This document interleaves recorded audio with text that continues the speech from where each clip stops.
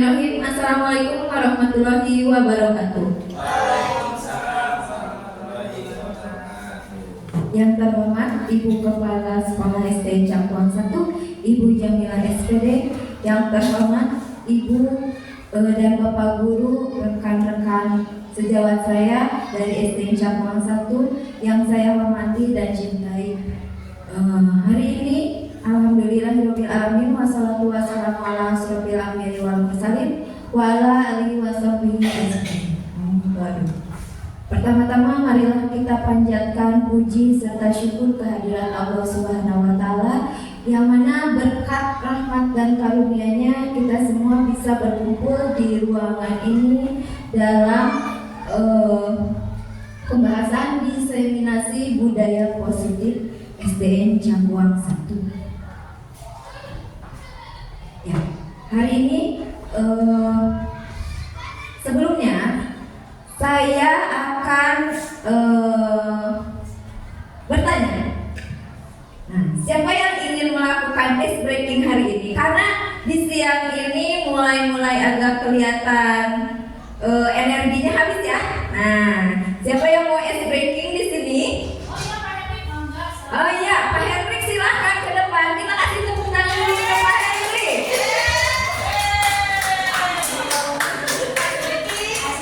Ya, silakan Pak Hendrik untuk memimpin ice breakingnya ke depan sebelum kita memulai materi yang padat ini ya. Oke.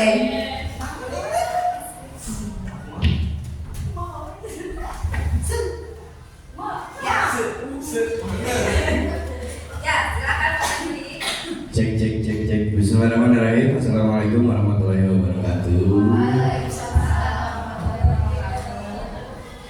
Kalau misalnya SBG-nya kayak gini lah untuk penyemangat ya. Saya membutuhkan teman satu orang ya di depan. Bu Puji, tolong datang Bu Puji.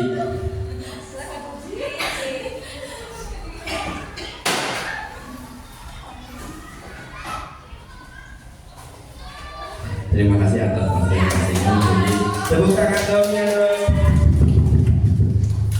Nah, biasa ya. Kalau misalnya Bu Puji kayak gini, ya itu kalau misalnya gini, up, gitu ya. Up, itu keluar mana? Oke, seperti itu ya. Oke. Bu Puji, silakan Bu Puji. Kayak gini ya. Oke. Bu Puji, silakan dulu Bu Puji. Nanti sebelum saya Bu Puji dulu deh. Oke. Tes.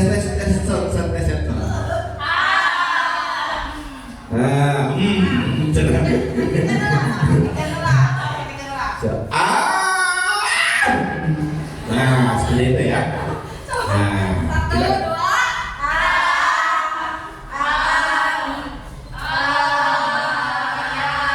Terima kasih Bu Puji. Kayaknya sepertinya ini teman-teman kita belum pada makan soalnya.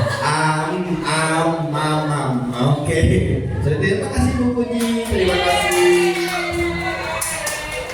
Ya mungkin sekian SBG dari saya. Assalamualaikum warahmatullahi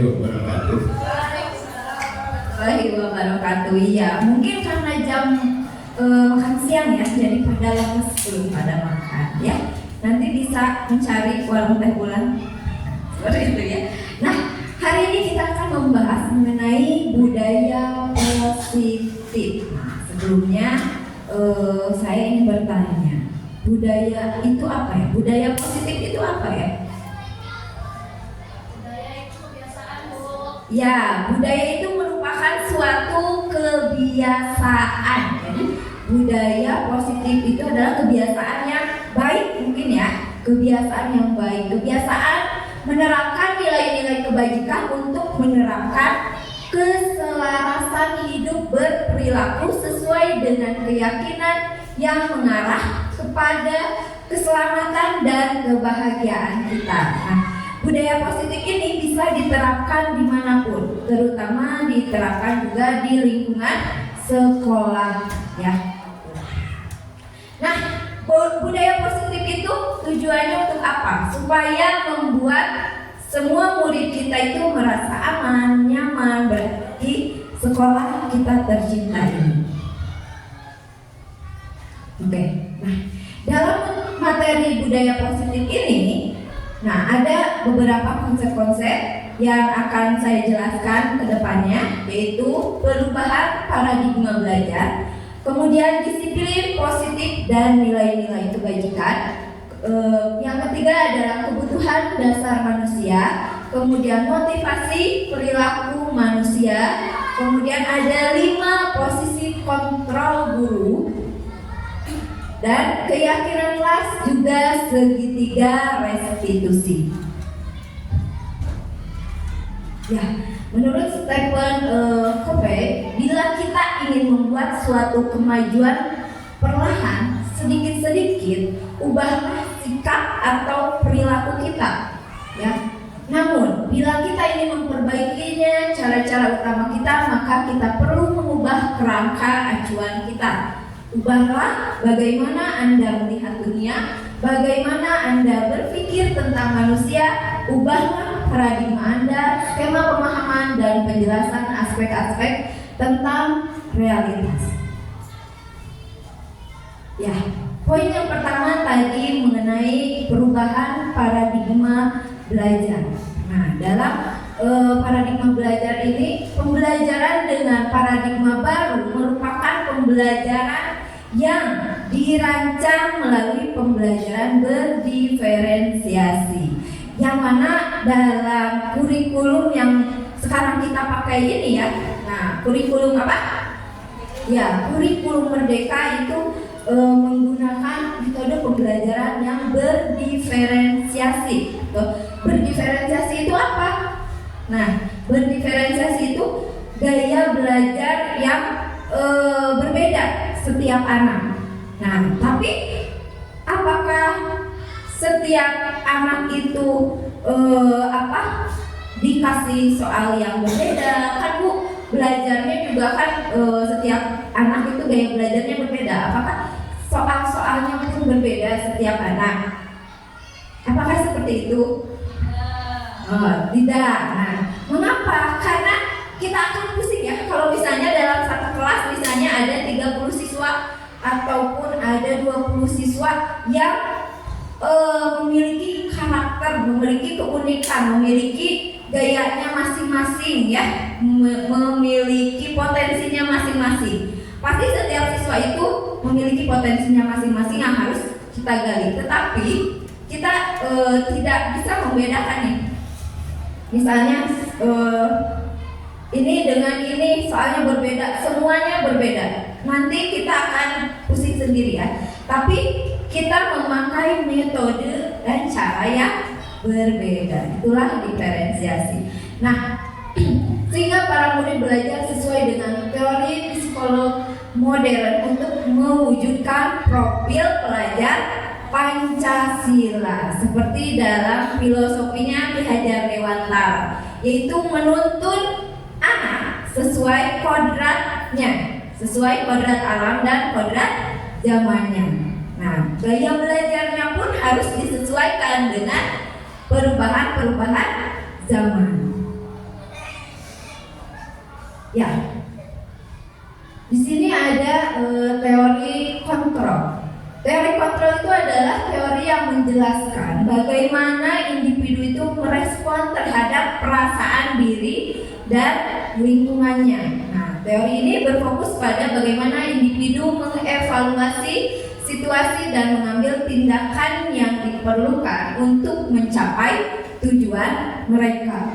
Teori kontrol ini ada teori internal, ada teori eksternal, ya.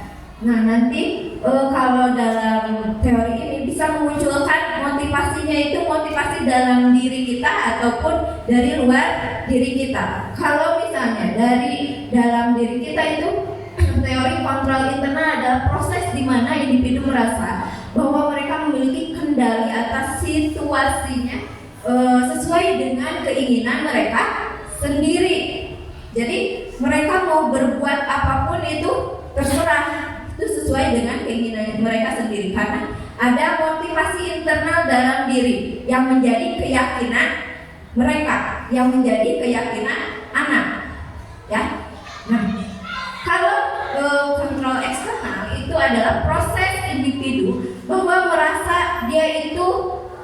ada kendali dari seseorang, ya, harus merespon terhadap kendali seseorang. Memunculkan motivasinya itu bukan dari dalam diri kita, tetapi dari orang lain karena keterpaksaan.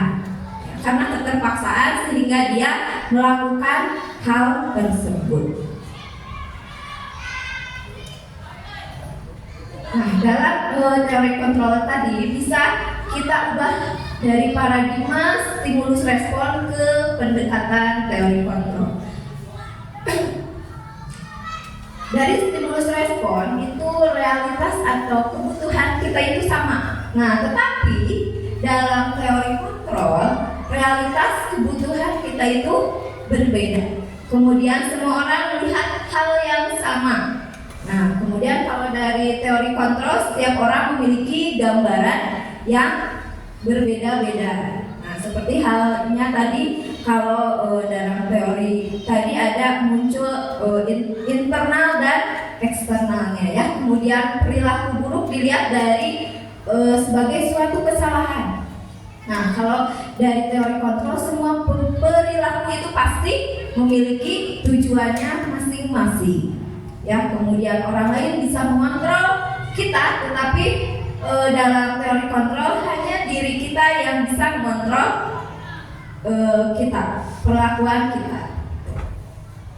Kemudian model berpikirnya menang atau kalah. Jadi kalau dalam stimulus respon ada, oh dia menang nih, dia kalah, saya menang, dia kalah. Nah, tetapi kalau misalnya dalam teori kontrol, model berpikirnya itu menang-menang. Jadi ketika ada suatu masalah, tidak ada mana yang menang, mana yang salah, tetapi mereka berdualah yang menang. Misalnya guru menang, murid pun menang. Ketika memecahkan masalah, tidak ada yang oh kamu salah, saya benar, misalnya gitu. Tapi dua-duanya berakhir dengan menang. Nah, nanti kita akan bahas di pembahasan selanjutnya, ya.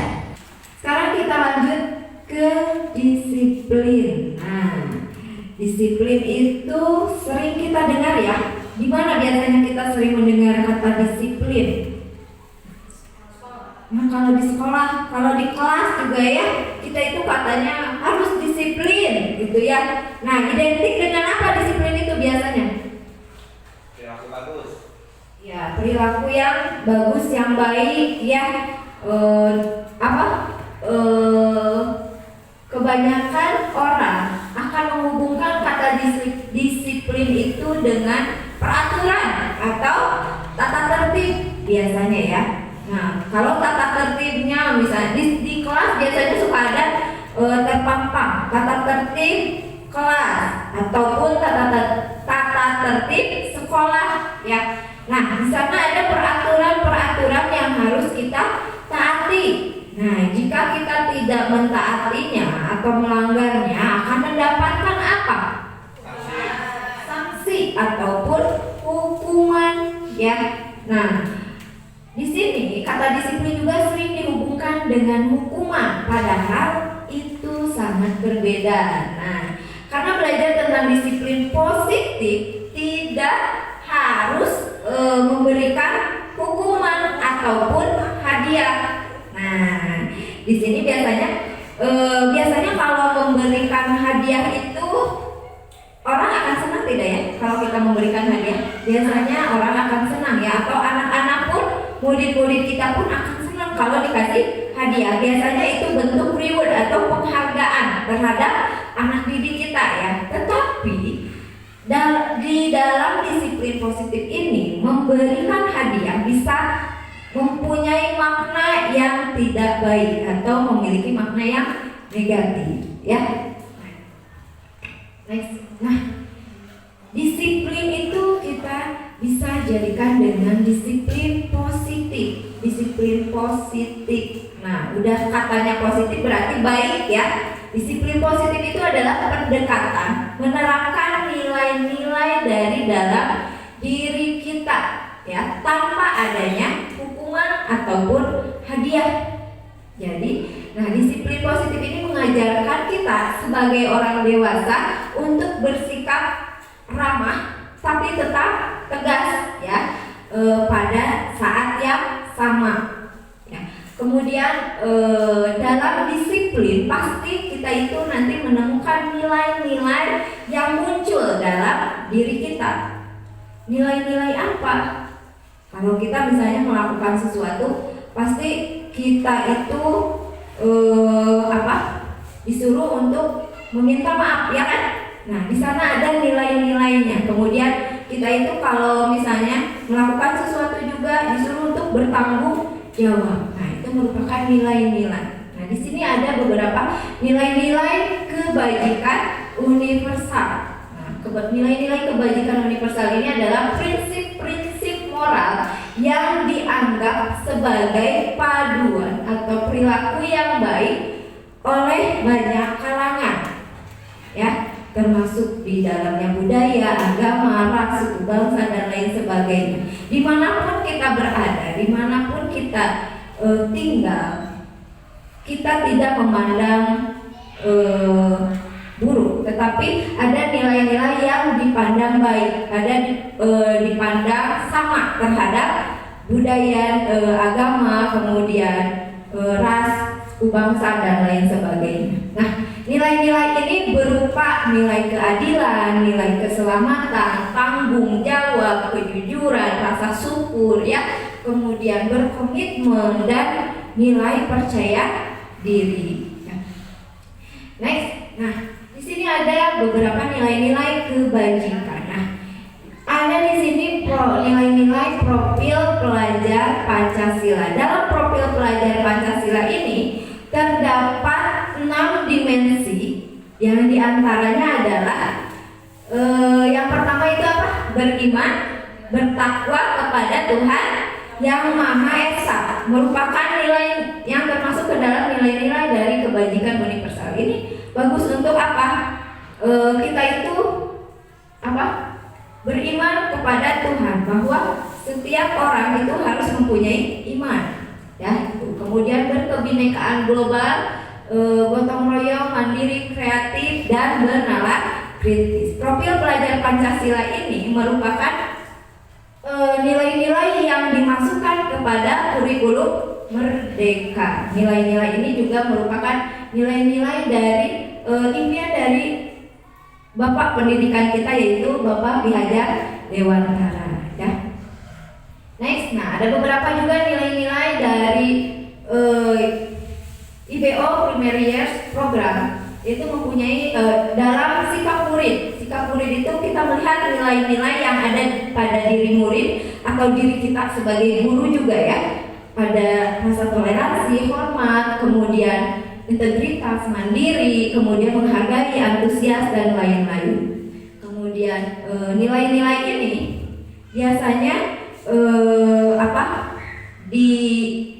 diaplikasikannya di beberapa kurikulum yang berbeda, ya. Kemudian ada 9 pilar karakter.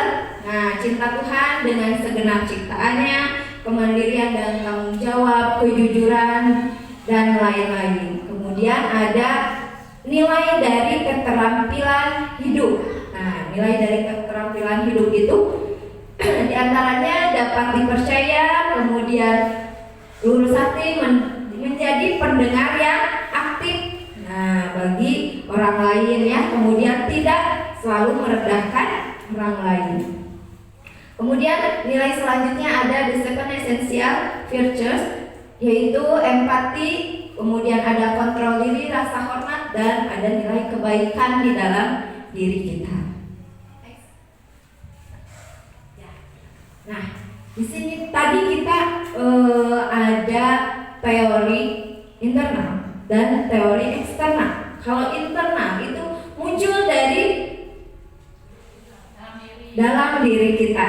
Nah, kalau eksternal itu dari luar dari diri kita, ya. Nah, di sini ada teori motivasi dari Diana Gosset dalam bukunya itu menyatakan ada 3 motivasi. Nah, di sini ada menghindari ketidaknyamanan atau hukuman, termasuk motivasi internal atau eksternal. Nah, menghindari ketidaknyamanan atau hukuman, contohnya misalnya karena kita itu ingin dipandang gimana ya? Ingin dipandang benar.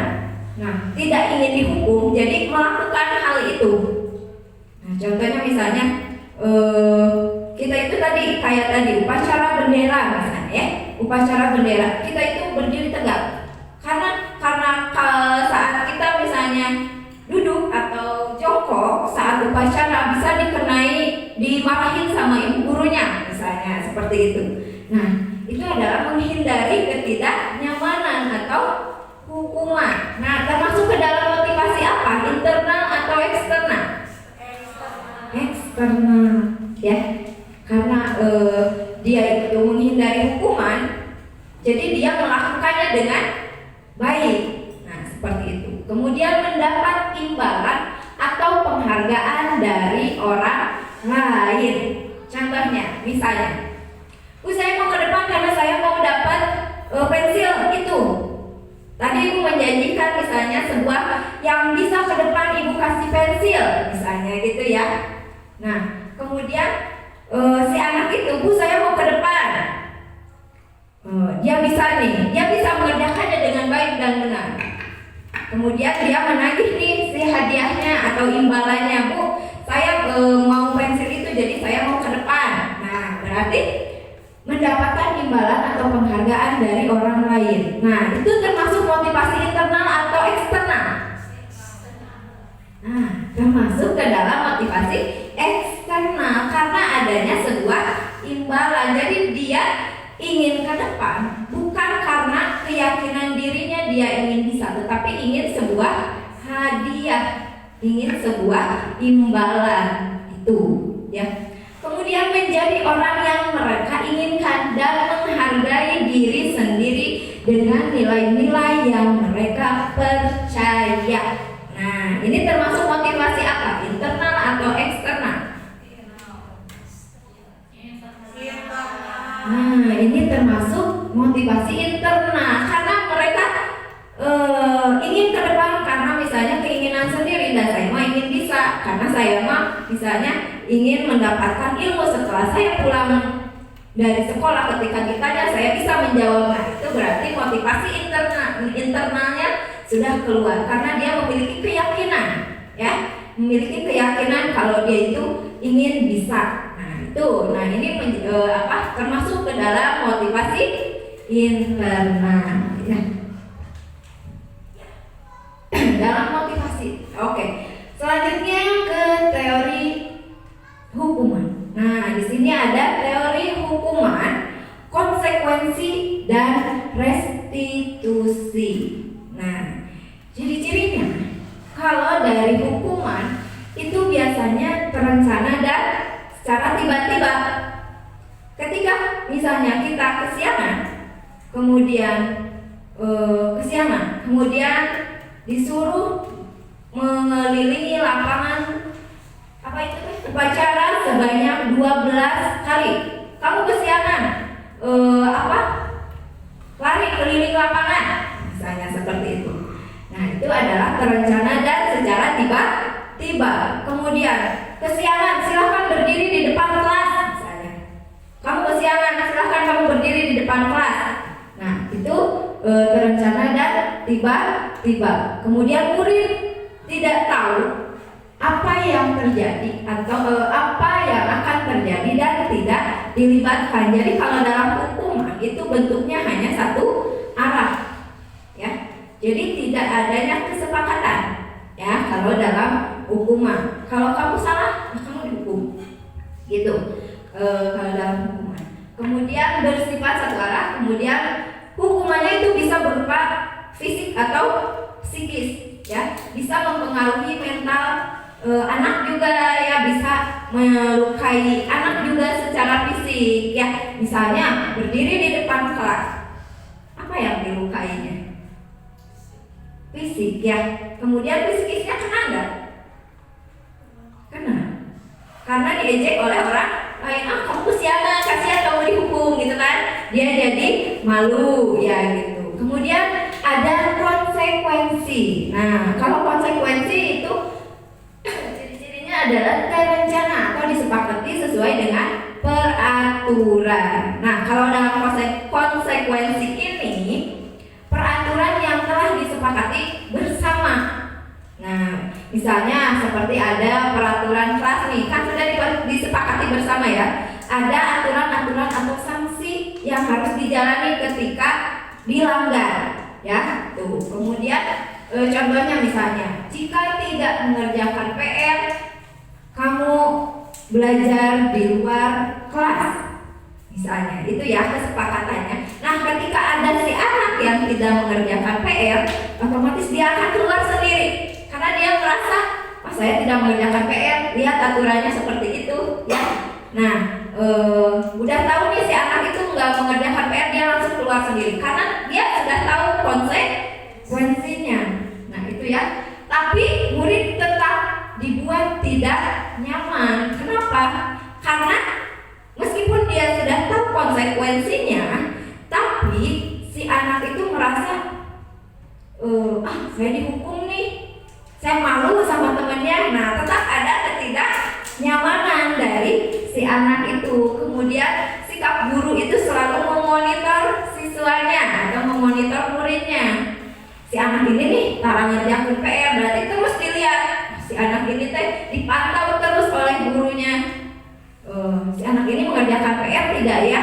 Nah, ketika dia tidak mengerjakan PR, berarti misalnya dicatat udah berapa kali nih dia tidak mengerjakan PR, itu termasuk dipantau ya.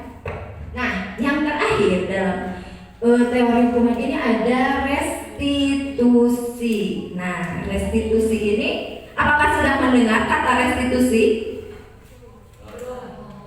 Ya, dalam restitusi ini saya juga belajar di guru penggerak ini bahwa restitusi ini merupakan proses menciptakan kondisi murid untuk memperbaiki setiap kesalahannya. Jadi mencari solusinya bersama-sama, ya, mencari solusi secara bersama-sama. Nah, proses kolaboratif antara guru dan murid. Tetapi akhirnya solusi itu timbul dari diri anak sendiri, bukan dari kita. Jadi si anak dituntut untuk mencari solusi, memecahkan masalahnya, kemudian mencari solusinya sendiri, sehingga nanti dia akan menyadari sendiri apa yang akan dilakukannya ke depan. Ya, seperti itu. Itu nanti kita bahas restitusi selanjutnya. Nah, di sini ada pertanyaan, hukuman atau konsekuensi. Nah, pilih salah satu, mencatat 100 kali dalam buku. Nih, kalimatnya seperti ini: saya tidak akan terlambat lagi karena terlambat ke sekolah. Jadi si anak disuruh mencatat nih 100 kali. Ya, saya tidak akan terlambat lagi. Saya tidak akan terlambat lagi. Saya tidak akan terlambat lagi. Selama 100 kali merupakan hukuman atau konsekuensi. Oke, coba kita lihat ya. Ini merupakan hukuman atau konsekuensi. Ternyata ini merupakan konsekuensi. Kenapa? Karena adanya kesepakatan tadi ya. Kalau misalnya kamu terlambat, nah ada konsekuensinya seperti itu ya. Next. Lari mengelilingi lapangan basket 2 kali karena terlambat hadir di sekolah. Kamu lari karena terlambat. Nah, si anaknya nggak dikasih tahu dulu nih hukumannya mau apa, konsekuensinya mau apa. Lari mengelilingi lapangan basket 2 kali. Nah, ternyata itu adalah hukuman. Karena tidak bersepakat dulu, kan tiba-tiba disuruh lari ya. Si anak disuruh lari ini karena terlambat datang ke sekolah. Kamu kenapa terlambat lari 2 kali putaran misalnya. Nah, itu kan secara langsung ya. Kalau konsekuensi tadi ada kesepakatan dulu. Oke, next. Membersihkan coretan yang dibuatnya di meja tulis. Ketika anak mencoret-coret bangku, apa nih yang hukuman atau konsekuensi? Oke, konsekuensi ya. Tepuk tangan untuk kita semua ya. Ini merupakan konsekuensi karena apa? Mungkin dalam peraturannya tertulis tidak merusak fasilitas sekolah ya. Itu. Nah, selanjutnya untuk memenuhi motivasi internal kita, pasti kita itu memerlukan suatu kebutuhan ya. Setiap manusia pasti memerlukan kebutuhan. Itu materi yang akan saya sampaikan selanjutnya yaitu mengenai kebutuhan dasar manusia. Nah, setiap manusia itu memiliki kebutuhannya masing-masing. Nah, kebutuhan dasar manusia itu adalah segala sesuatu yang kita lakukan untuk mendapatkan setiap apa yang kita inginkan. Nah, untuk memiliki tujuan tertentu, ya. Nah, di sini ada 5 kebutuhan dasar manusia, di antaranya yaitu bertahan hidup atau survive, ya. Bertahan hidup. Kita butuh untuk bertahan hidup, butuh kan ya. Nah, bertahan hidup itu contohnya seperti apa? Kita memerlukan apa? Makan, minum, ya. Kemudian tempat tinggal, tidur, ya kan? Kemudian apa lagi ya? Iya, uang, ya, dan lain sebagainya. Itu merupakan contoh dari bertahan hidup. Nah, kemudian yang kedua adalah kasih sayang, ya, kasih sayang. Nah, kita butuh kasih sayang tidak? Butuh ya pastinya ya. Nah, jadi ketika misalnya ada anak yang terlambat ke sekolah, kita itu tanya dulu. Misalnya dia terlambat nih, wah kamu nggak terlambat, misalnya kamu dihukum lari kayak tadi ya. Nah, kita nggak bisa seperti itu. Kita tanya dulu apakah kebutuhannya tercukupi atau tidak. Ya, misalnya kebutuhan bertahan hidupnya, misalnya tidurnya, dia itu cukup atau tidak. Bu, saya itu sebenarnya mah kesiangan karena tidak cukup tidur. Berarti kebutuhan salah satunya ini tidak tercukupi. Ya. Kemudian ada anak yang misalnya minta anwai makan di kelas, misalnya minta jajan aja di kelas, misalnya selalu dipinta si jajannya orang lainnya tuh ya. Kita tanya dulu kenapa dia itu bisa meminta-minta sama temannya. Bisa jadi, oh ternyata di rumahnya dia gak dikasih bekal, gak dikasih makan sama orang tuanya, bisa jadi. Dan berarti bertahan hidupnya itu tidak terpenuhi. Kemudian kasih sayang, dia itu selalu misalnya di mana ini di kelasnya itu galak kabatur teh, misalnya suka apa?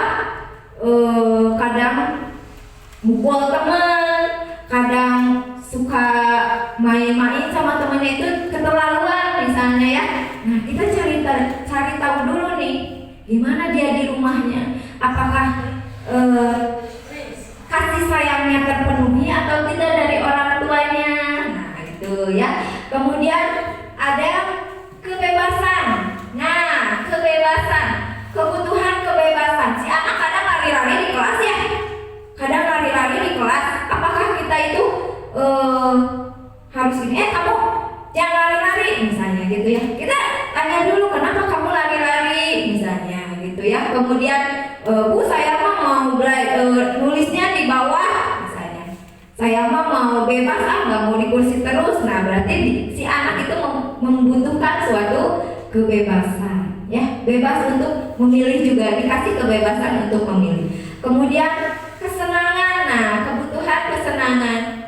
Si anak ini misalnya dia senangnya apa di kelas, atau ketika belajar itu dia itu senangnya selalu misalnya Bu, saya mah senangnya berkelompok belajarnya. Jadi disesuaikan juga dengan kebutuhan anak, ya, dia senangnya apa. Kemudian yang terakhir ada penguasaan. Nah, kebutuhan penguasaan ini biasanya si anak ini yang paling, wah saya paling bisa nih di kelas, saya ingin dilihat paling bisa, paling pintar di kelas. Nah itu dia jadi ingin menguasai setiap kondisi. Nah jadi dia suka kadang berperilaku cari perhatian karena dia ingin jadi pusat perhatian karena penguasaan dia. Nah, seperti itu ya. Ini merupakan 5 kebutuhan dasar manusia yang mungkin kita juga salah satunya ada yang kurang dari ini, misalnya dalam kesenangannya kita bisa jadi kurang ya. Nah jadi nanti kita melihat anak juga, ternyata dia seperti itu teh, dia lari-lari di kelas teh, ternyata dia teh ingin bebas, berarti mungkin nantinya dia akan menjadi pemain sepak bola misalnya ya. Gitu. Kemudian tampak kolamnya di kelas ya. Nah kolam bola berarti dia itu nantinya akan menjadi pemain drum mungkin ya, seperti itu ya. Next. Oke. Nah dari 5 kebutuhan dasar manusia ini kita bisa melihat posisi kontrol kita sebagai guru ya. Nah di sini posisi kontrol itu diterapkan seorang guru, orang tua ataupun atasan kita. Kita itu mau menjadi seperti apa? Kita itu sudah menjadi yang mana di sini? Ya ada 5 posisi kontrol guru. Ada penghukum, ada pembuat rasa bersalah, ada teman, ada pemantau, ada juga manajer. Nah di sini kalau saya rasa ya, saya itu biasanya menjadi penghukum, kemudian kadang juga menjadi pembuat rasa bersalah terhadap anak. Nah, kadang juga saya pemantau. Nah, kalau Bapak Ibu nih, yang mana kira-kira dari 5 posisi kontrol ini yang sering kita terapkan di kelas? Semuanya, oke. Gambar bapak-bapak berarti di tengah-tengah ya, buat rasa bersalah dan teman ya. Nah di sini next, oke, kita lihat kalau kita selalu membuat diri kita itu sebagai penghukum. Nah penghukum, jadi kalau dalam penghukum itu selalu saya itu merasa benar, kamu yang salah. Nah itu ya, misalnya kamu salah terus.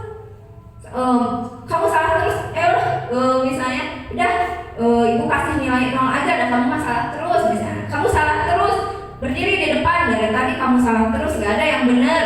Nah gitu ya. Kemudian awas ya, kalau kamu misalnya sekarang salah, nanti gak akan ibu nilai lagi.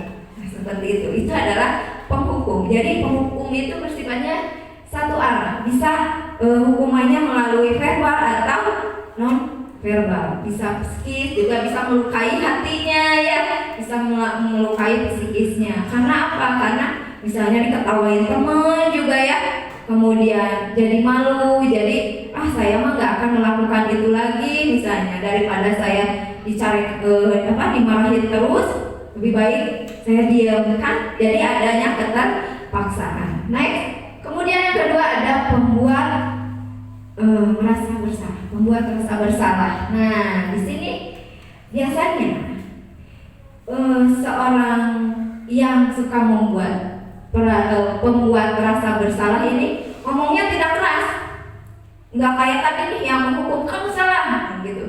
Misalnya kamu harusnya ini, misalnya gitu ya. Nah, pembuat rasa bersalah ini dia kalem ngomongnya. Nah, tapi dengan sedikit nyelkit ke hati, ya. Contohnya misalnya, kamu itu ya, itu jadi kamu itu tadi kenapa sih ngelakuin itu?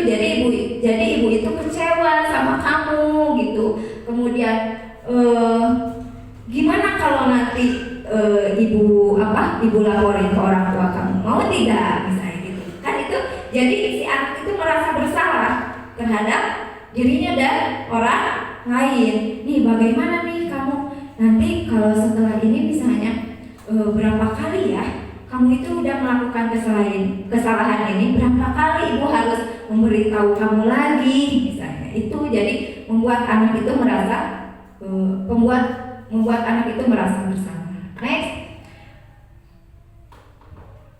Kemudian sebagai teman. Nah, biasanya kalau sebagai teman,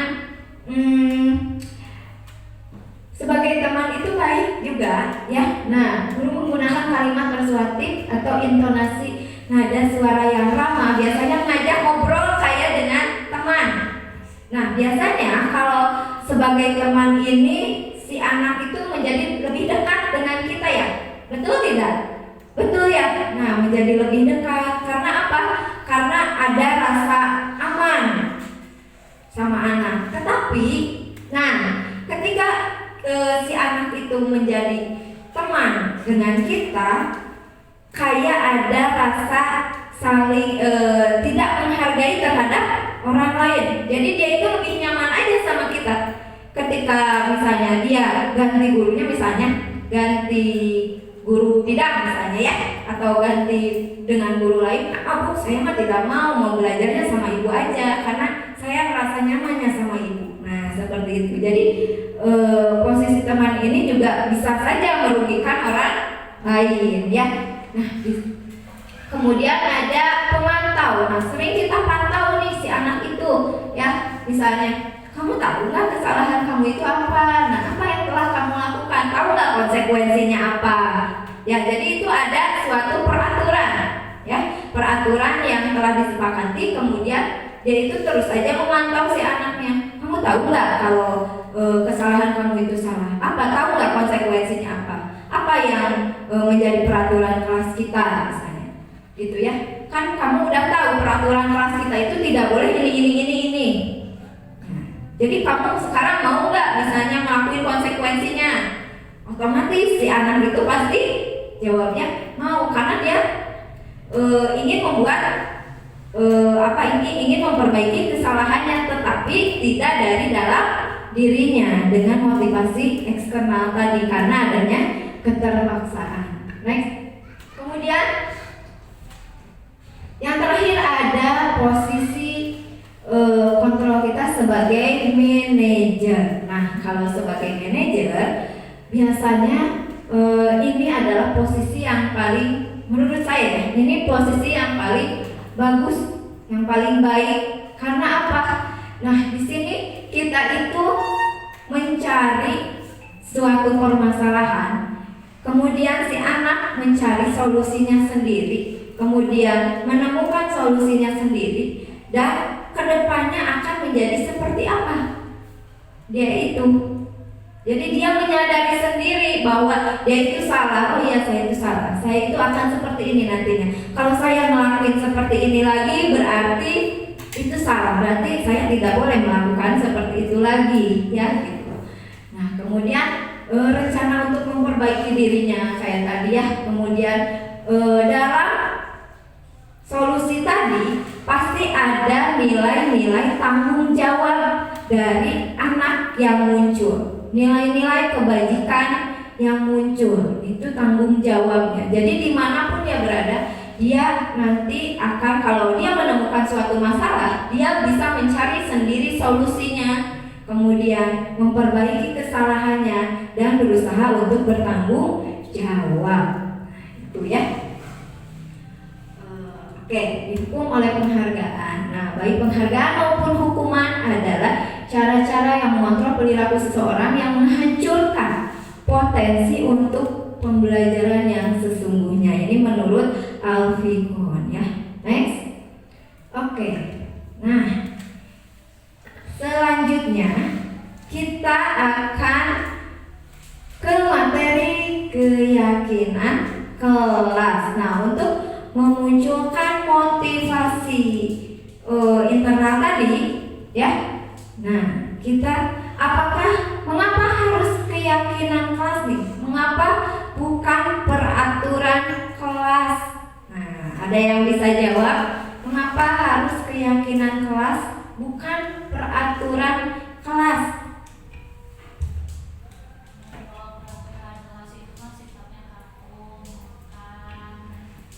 dan hanya guru saja yang memberikan aturan tersebut. Iya. Kalau keyakinan kelas mah terjadinya dua arah, murid dan guru saling terlibat di dalamnya. Oke, terima kasih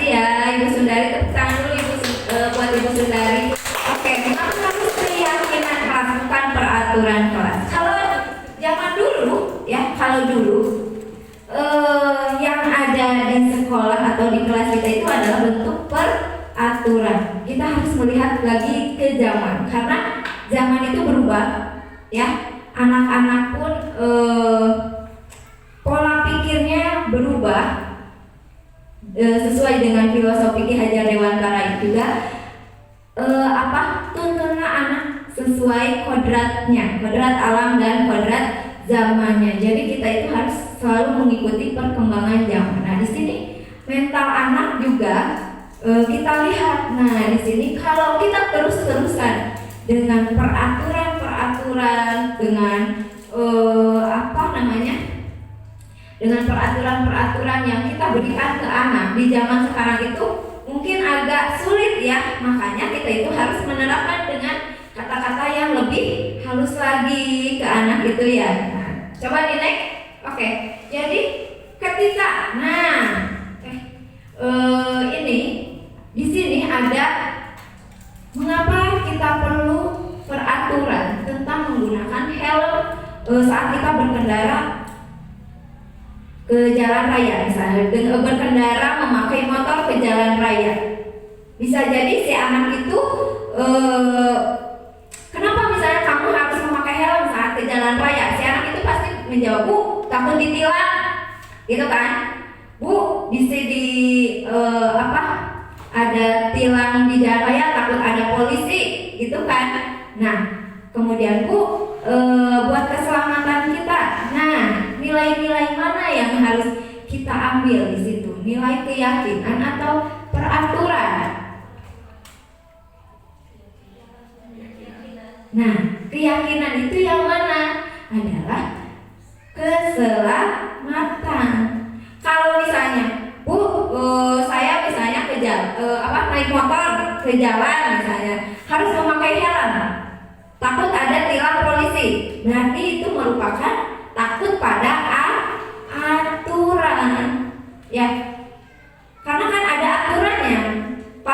Pakai motor ke jalan raya itu harus memakai helm, ya. Itu merupakan aturan. Aturan itu bisa kita jadi motivasi eksternal, jadi tidak muncul dari dalam diri kita. Jadi karena takut ditilang nih, jadi dia menggunakan helm. Nah, kalau misalnya motivasinya karena dia ingin keselamatan, saya mau selamat dimanapun, kapanpun, jadi saya antisipasi nih pakai helm. Nah, ini merupakan bentuk dari keyakinan, ya. Kemudian saat kita misalnya mencuci, mengapa kita itu perlu mencuci tangan nih? Saat kita makan misalnya, ya. Saat kita makan kita itu perlu untuk mencuci tangan dulu. Biar apa? Aturannya apa? Misalnya kotor, misalnya takut kotor ya, atau apa misalnya ya. Nah, itu merupakan suatu peraturan, tidak boleh misalnya makan dengan tangan kotor misalnya ya, seperti itu. Itu merupakan peraturan. Nah, kemudian kalau misalnya nilai keyakinannya, kalau kita ingin sehat, kalau diri kita ingin sehat, pasti kita itu mencuci tangan dulu sebelum kita makan. Karena kita yakin kalau misalnya kita makan dengan tangan yang bersih, pasti kita akan sehat gitu ya. Oke, next. Ya, ini nilai keselamatan atau kesehatan itu jadi bisa kita sebut dengan sebuah keyakinan. Itu merupakan nilai-nilai dari kebajikan universal ya, yang disepakati secara tersurat ataupun tersirat. Oke, next. Nah, sekarang kita akan dalam keyakinan kelas itu pasti ada hal-hal yang disepakati secara bersama, ya kan? Nah, jadi tidak hanya satu arah. Kita bersepakat dengan siapa? Antara guru dengan murid, antara murid dengan murid lagi, ya. Jadi kita bersepakat dalam satu kelas itu. Nah, di sini, bersifat abstrak. Nah, kemudian berupa pertanyaan universal. Dalam pembentukan pembentukan keyakinan kelas itu sifatnya abstrak, secara menyeluruh, ya. Kemudian pertanyaannya universal. Nah, biasanya pertanyaannya itu mengandung kata positif, tidak mengandung kata negatif. Contohnya, kalau dalam peraturan kelas biasanya menggunakan tidak boleh membuang sampah sembarangan di kelas. Itu kan ya? Tidak boleh terlambat masuk kelas. Nah, tidak boleh mengerjakan pekerjaan rumah PR di sekolah. Ya. Nah, kalau dalam keyakinan kelas dibuat dengan pernyataan positif atau kata-katanya itu lebih halus, lebih baik lagi. Contohnya kayak tadi misalnya tidak boleh datang terlambat ke sekolah. Bentuk positifnya gimana? Nah, masuk ke kelas tepat waktu. Kemudian apalagi tadi? Tidak boleh mengerjakan PR di sekolah. Nah, mengerjakan PR harus di rumah. Kemudian apa tadi? Tidak boleh membuang sampah sembarangan di kelas. Buang sampah pada tong sampah. Nah, buang sampah pada tong sampah atau buang sampah pada kirain pada temannya ya. Gitu. Oke, kemudian kata-katanya itu sedikit tapi mudah diingat. Nah, misalnya tidak boleh mencontek saat ulangan. Berarti kita bisa ganti dengan jujur saat mengerjakan tugas atau saat ulangan. Kemudian tidak boleh berantem dengan teman sekelas ataupun orang lain. Berarti itu apa? Nah, menyayangi sesama teman. Bagus, tepuk tangan dulu dong untuk Pak Henry yang selalu menjadi juara kelas. Oke, ya. Nah, nilai-nilai itu yang tadi menjaga apa? Membuang sampah pada tempatnya. Berarti nilai-nilai kebajikannya apa? Membuang sampah pada tempatnya. Berarti nilai-nilai kebajikannya apa? Kebersihan. Ya betul, berarti ada nilai kebersihan di sana. Kemudian tadi jujur dalam mengerjakan tugas. Berarti nilai kebajikannya apa? Kejujuran. Terus tadi yang kata Pak Henry itu apa ya? Ya, mengerjakan tugas di rumah. Nah, berarti itu nilai kebajikannya apa? Bertanggung jawab. Datang tepat waktu ke sekolah. Disiplin. Nah, itu merupakan nilai-nilai kebajikan dari keyakinan kelas. Kemudian disesuaikan juga dengan kondisi kelas dan sekolah. Semua warga sekolah juga ikut membuat keyakinan kelas. Jadi tidak hanya di kelas sebenarnya ya, di sekolah pun harus sama. Ada sebuah keyakinan sekolah namanya yang harus kita sepakati bersama dengan semua warga sekolah, antara kepala sekolah, guru, murid, komite juga bisa, juga orang tua siswa ya, seperti itu. Nah, sebelum ke restitusi, saya akan membagikan dulu sticky note yang kita belajar untuk membuat keyakinan kelas. Nanti setelah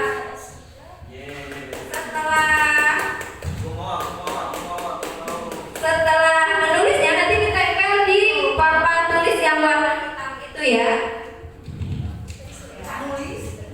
Silahkan ditulis keyakinan kelas apa yang mau diterapkan di kelas kita. Ya, keyakinan kelas apa yang mau diterapkan di kelas kita ini ya.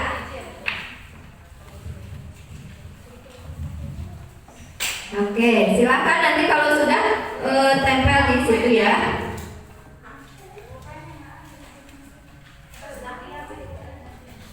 Oke. Jadi ingat dalam pembentukan keyakinan kelas itu dibuat dalam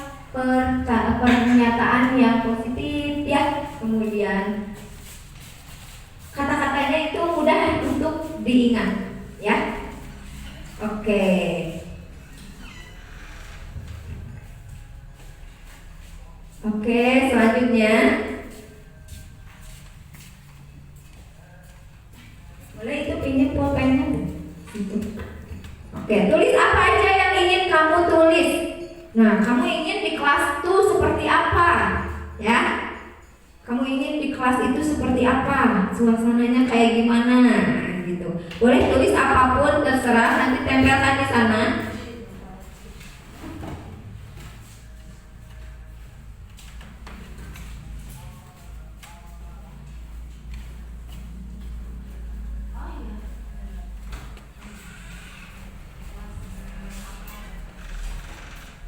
Bersihan sebagian dari iman.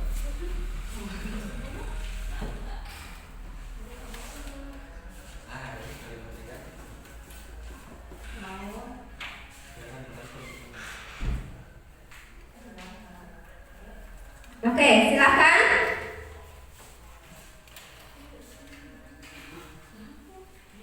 Oke.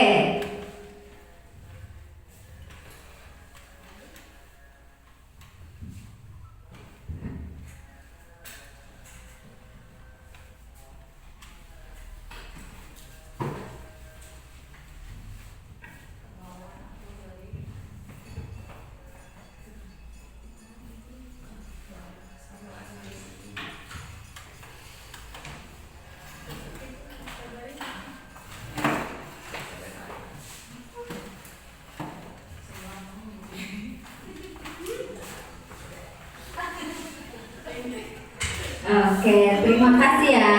Nah, ada yang mau membacakannya ke depan? Oke, Bu Dina silakan maju ke depan, Bu Dina. Yo, silakan baca. Oke, itu ada mic-nya satu lagi.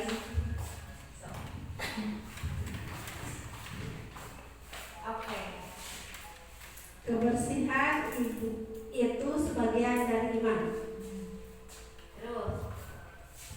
Bertanggung jawab dengan tugasnya. Ya, kalau ada yang sama. Jujur dalam mengerjakan tugas. Ya. Disiplin. Menjaga kebersihan kelas. Oke, sekarang coba di apa namanya? Disusun. Ya, disusun kalau ada kata yang sama. Boleh di. Nah, disusun gitu.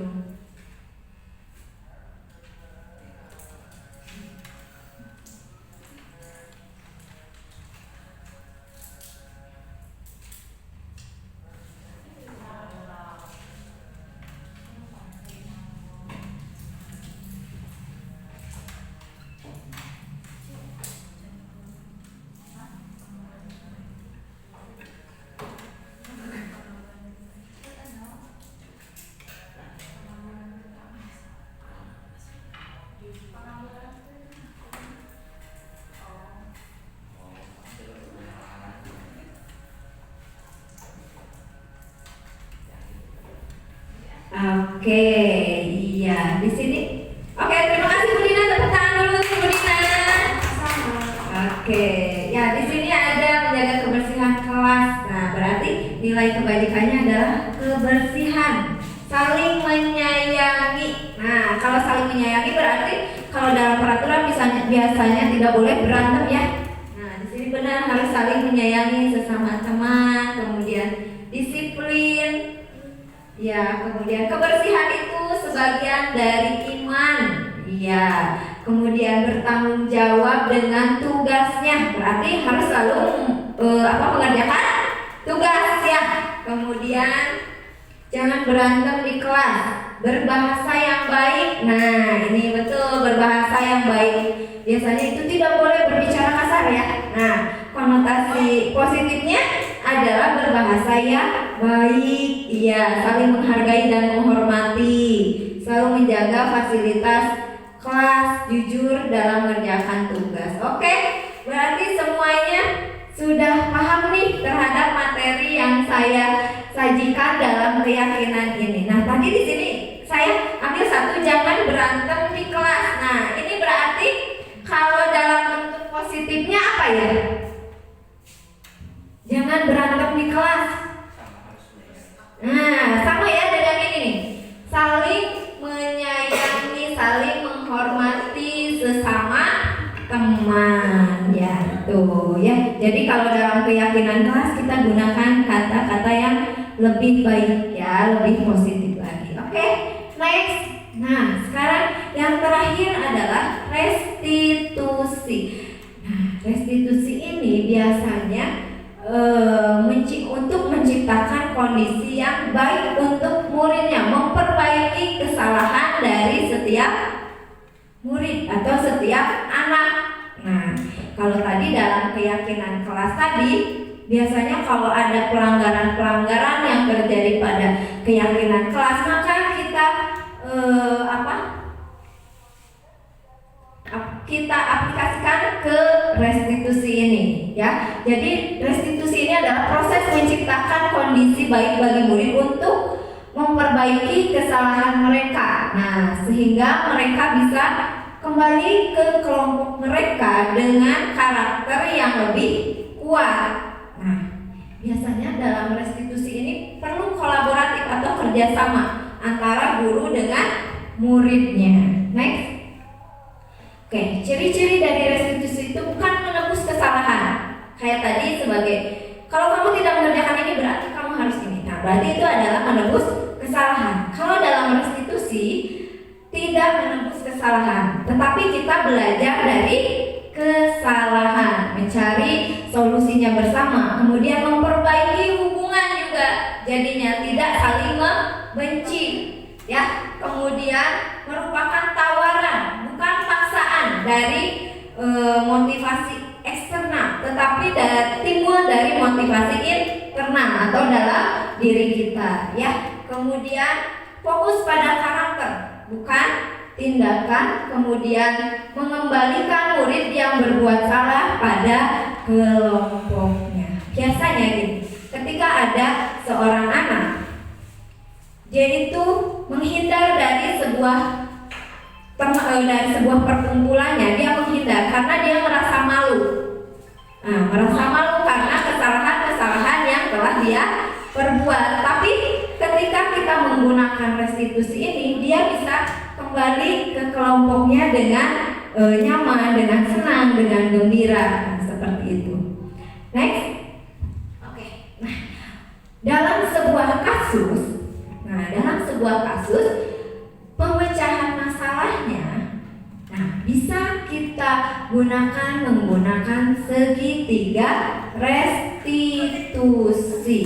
Nah, ketika murid kita melakukan tindakan yang salah, mana dulu yang harus kita lakukan? Maaf ya, tidak terlalu kelihatan.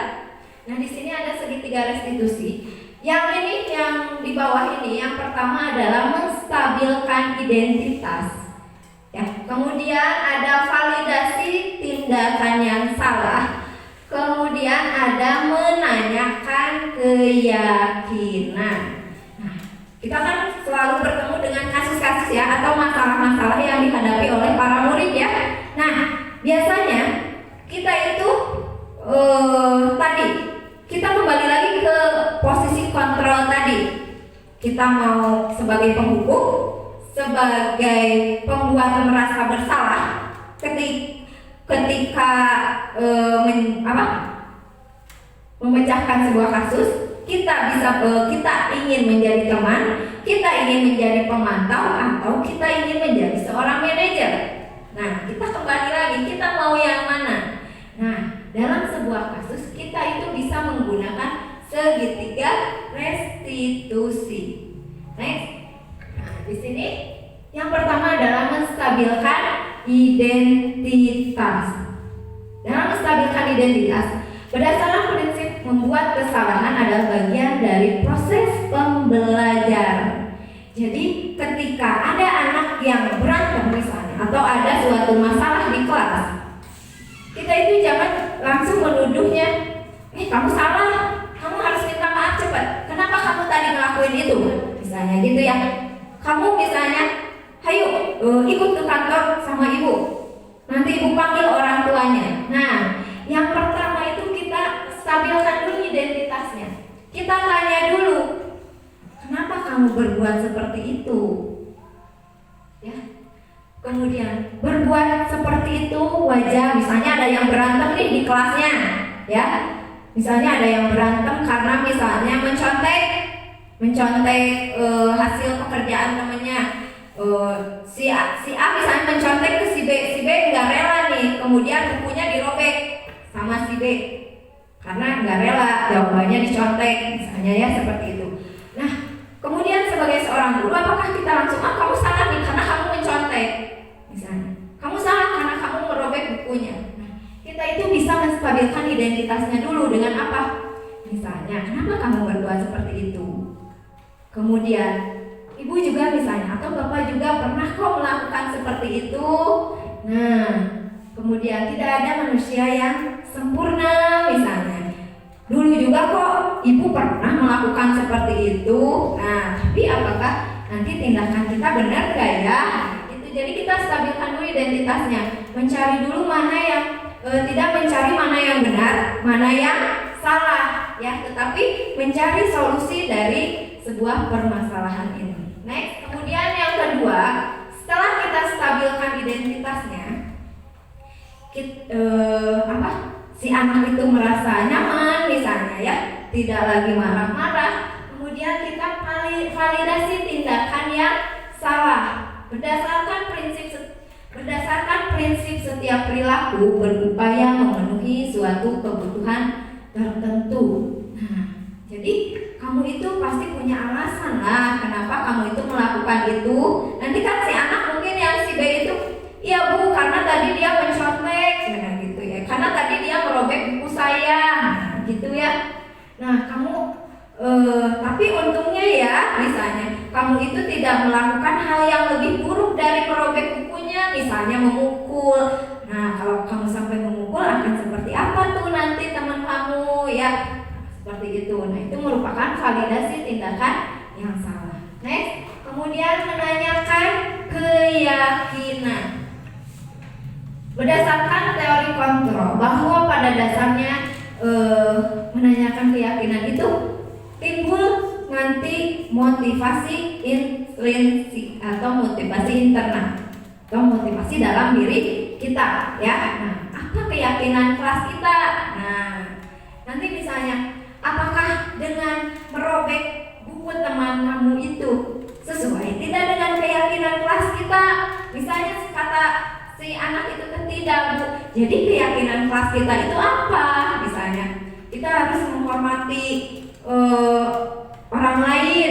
Nah, kalau dengan seperti itu, apakah kamu itu menghormati orang lain, menghargai orang lain? Tidak bu, misalnya seperti itu ya. Ya berarti keyakinan kelas apa nanti yang harus kamu perbaiki? Menghargai orang lain. Jadi dia itu sadar bahwa dia itu telah melanggar keyakinan kelasnya, ya. Kemudian nanti kalau misalnya kamu terus melakukan seperti itu, kamu ingin menjadi seperti apa? Nanti timbul dalam diri anak itu, dia mencari terus kamu terhadap teman kamu tadi, apa yang akan kamu lakukan ke depannya? Saya akan meminta maaf, mungkin seperti itu ya. Nah berarti mulai sekarang kita itu harus misalnya meminta maaf dulu, kemudian saling menjaga dengan teman, menghargai, menghormati ya.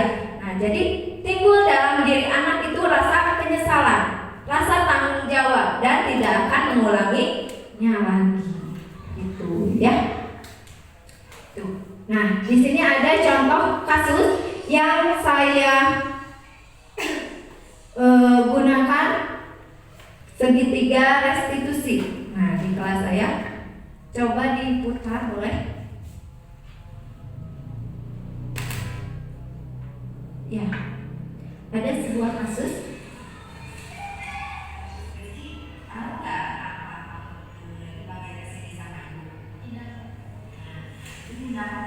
Nih katanya tadi kamu membuat kamu menangis apa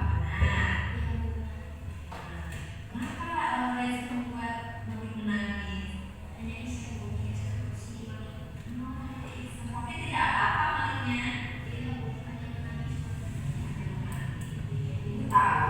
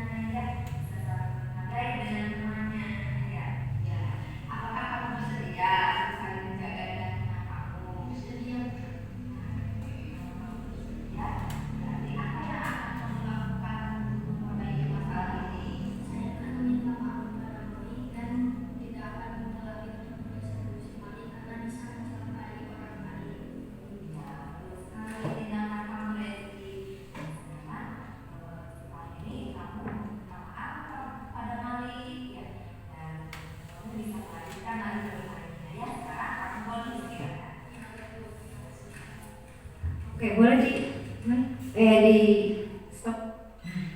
Itu merupakan contoh kasus saat anak ini iseng-iseng tadinya menarik kursinya sehingga temannya terjatuh, tapi untungnya temannya tidak apa-apa, tapi dia menyesali perbuatannya. Nah, dengan seperti itu berarti nilai kebajikan apa yang tadi dia terapkan terhadap temannya itu?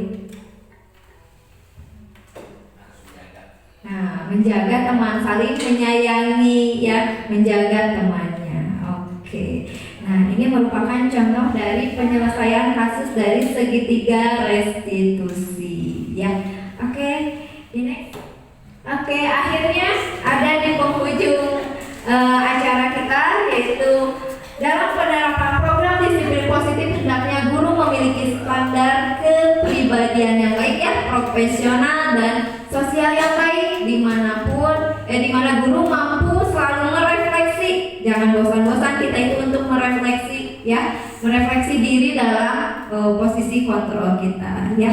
Nah, tadi ada 5 posisi kontrol guru, yaitu ada tadi apa? Pemantau, pembuat merasa bersalah, kemudian sebagai teman, kemudian juga sebagai manajer. Mudah-mudahan nanti kedepannya kita bisa melaksanakan posisi kontrol kita sebagai guru dengan baik ya. Nah, gitu ya. Oke. Terima kasih atas waktunya. Terima kasih telah mendengarkan materi dari saya ini. Mungkin banyak sekali kekurangannya. Mohon maaf. Wabillahi taufiq wal hidayah. Wassalamualaikum warahmatullahi wabarakatuh.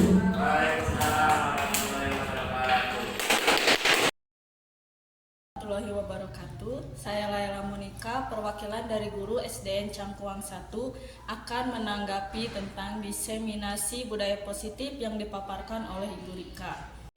Materi yang dipaparkan Bu Rika sudah sangat jelas. Cara pemaparannya pun mudah untuk dimengerti.